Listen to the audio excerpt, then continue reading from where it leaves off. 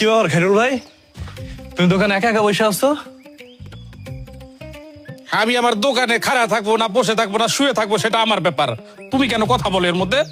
এমনি কথা কইতেছো কেন? আর ভাবি কই? ভাবিরে দেখতেছি না। ভাবি আসে নাই, তোমরা আমার দোকানে আর আসবা না। কি কই আসবো না মানে? কেন আসবো না? গ্রামের লোকজন বলা বলি করতেছে আমি নাকি পরিবেশ দূষণ করতেছি। গ্রামের মানুষ কি এমন কথা কইলো যে আমাদেরকে দোকানে আসতে মানা করতেছো?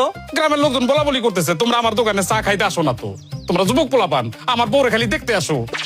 এটা কোনো কথা কইরা খাইরুল ভাই? কি কইতাছো তুমি? যা বলছি ঠিক বলছি, গ্রামের লোক এইটাই বলা বলি করতেছে। তোমরা আমার দোকানে আসবা না, প্রয়োজনে আমার দোকান বন্ধ থাকবে, তারপর আমি তোমাদের কাছে চা বিক্রি করবো না। আসবো না তাই না? এই আমরা আসি বলে তোমার 2 টাকা কিনা বেচা হয়। আমরা যদি না আসতাম তোমার দোকান এতদিন বন্ধ হয়ে যেত। না খেয়ে থাকবো, বললাম তো না খেয়ে থাকবো। তারপরও তোমরা আমার দোকানে আসবা না, প্রয়োজনে আমি যুবক ছেলেপেলেদের কাছে কোন রকম চা বিক্রি করবো না, সব বৃদ্ধ লোকদের কাছে চা বিক্রি করবো। বুঝতে পারছো? তোমাদেরকে আমি ঘৃণা করি, তোমাদের মতো যুবক ছেলেদেরকে আই হেট ইউ। যাও, বের হয়ে যাও, গেট আউট।